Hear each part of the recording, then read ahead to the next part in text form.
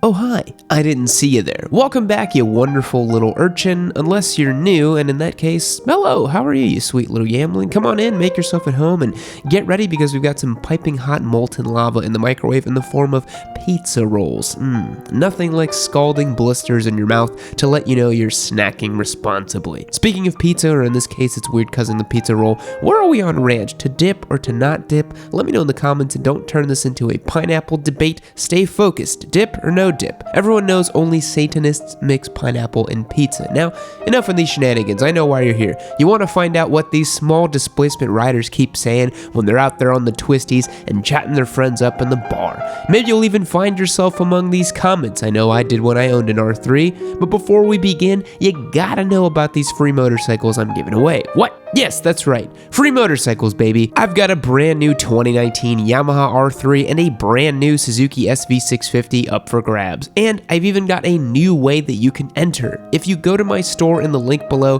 pick out any piece of merch, you will get entered to win automatically. Every dollar you spend is a ticket in. So pop around, learn how you can enter to win because you won't want to miss out on these, I promise.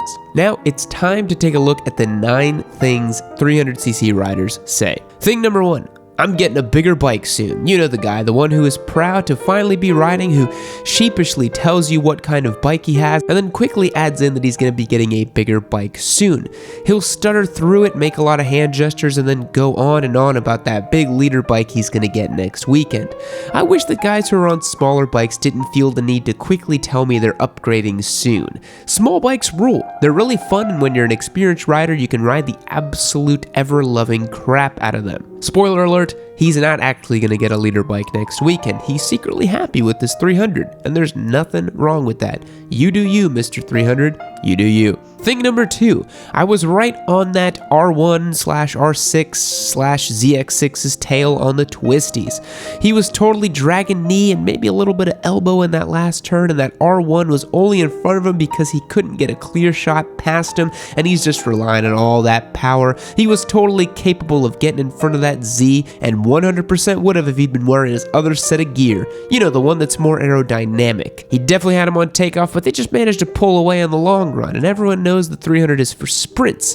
Bigger bikes obviously do better on distance, but he totally had them off the line. I think we all know a guy who said something to this effect, shortly followed up by sending you a link to that video of that one dude out in California on the R3 who tears up those canyon roads and embarrasses bigger bikes. Now I gotta say, nothing feels better than passing a big bad leader bike when you're on a smaller bike. That feeling is an absolute treasure. Thing number 3, my fuel economy is so good. The old fuel economy jab. Also known as another way to say, hey, my bike may be small, but here's a perk to counter it.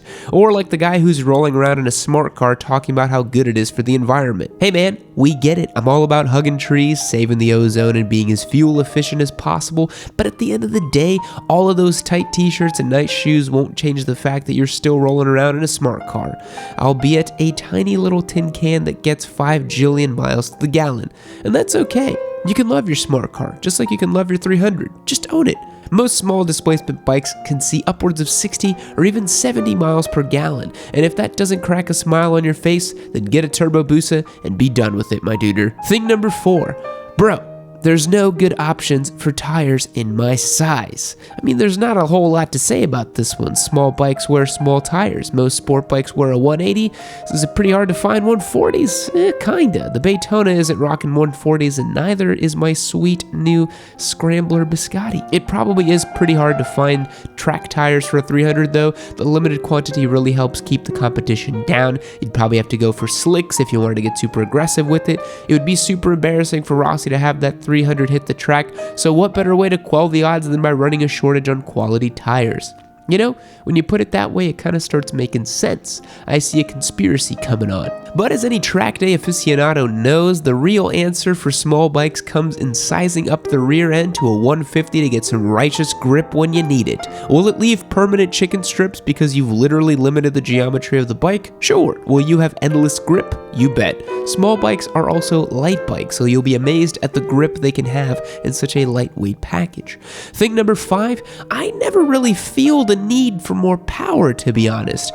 Who needs more power when you're already on the tail of all those R1s and Turbo Busas. Those 300cc's are more than enough for Rossi-like cornering, riding a quarter-mile wheelie, and riding 2-up with all that sweet tail this 300's gonna pull. If this thing had any more power, it wouldn't even be street legal. The need for speed is just a deep-rooted psychological imbalance of trying to compensate for something, and I don't have anything to compensate for. My life is solid. I sail through Freud's and Piaget's developmental levels and have nothing questionable my mental state or level of fulfillment. Truly, ask anyone. I'm solid. Super solid. Thing number 6, it's just a really solid city bike. It can do highways no problem. No problem at all. This baby is a force to be reckoned with on the highway. Did you see that green ninja rip by? No? Exactly. The sheer prowess of this baby is incredible. There's no need to activate sport mode on this thing because it's in sport mode the moment you turn it on. That's because it doesn't have any electronics.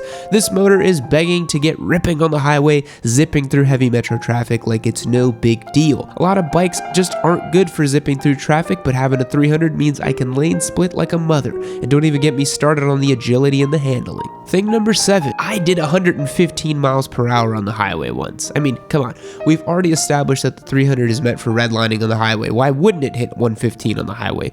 For some reason, there's a need to establish the abilities of a 300cc bike, not for the sake of the bike, but for the sake of the rider. There's a sense of pride in the type of bike you ride, a dose of cool guy imagery that comes with the ability to boast about hitting triple digits while on 2 wheels, or if you're really cool, the ability to hit triple digits on 1 wheel. Read, it's literally almost impossible to woolie a 300 at triple digit speeds, and if anyone can prove me wrong, please comment below. Thing number 8, yeah, my neighbor totally thought it was an R6. My girlfriend is afraid to get on it. Yeah, my coworker thought it was a 1000. Technically, that's like 3 things. But guys, no one who knows anything about motorcycles has ever in the history of motorcycles confused a 300 with a super sport, ever. Except for the girlfriend of the guy riding a 300 that's souped up with some nicer fairings, who doesn't know anything about motorcycles. I think with our new crop of small displacement bikes looking better than ever, it's easy to mistake a new R3 for a bigger and badder bike, which I honestly think is a great thing. Especially for countries with restricted license laws, you don't want to ride around a bike that looks lame for 2 years until you can finally get on the cool bikes. Having a small bike that looks cool is a big deal. And I'm glad that in the year of our Lord 2019, we don't have to struggle with Ninja 250s anymore. Which brings us to our last and final thing that 300cc riders say. Thing number 9, I don't know why people waste money on a bigger bike. This is all you need. Yes, bigger bikes are a waste of money. Having all that power to rip around on is a waste, and the size of the engine is just a social construct. No one likes a size queen, am I right? Riding around on a 300 means saving the environment, saving that hard-earned cheddar, and most importantly, having just the right amount of power to scoot through traffic, get anywhere you need to go, and not having an ounce of engine energy left over. You guys are really taking minimalism to a whole new level. I knew this whole Marie Kondo movement would cause some stirrings among millennials and Gen Xers, but I never dreamed that someone would walk up to a Panigale and say, nope, this one just doesn't spark any joy for me.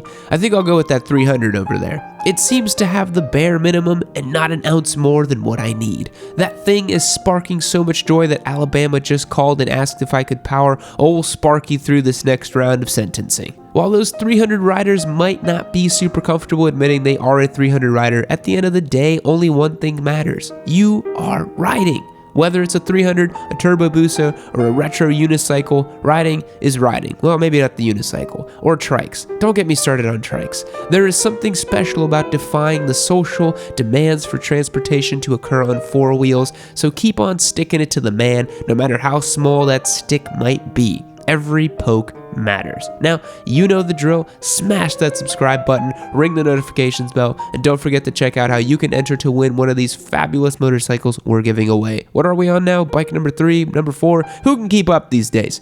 We've got 2 more up for grabs right now, more on the way, so be sure to check out the link in the description box and throw your name into the drawing. Don't be the person who misses out on winning a motorcycle. You're better than that.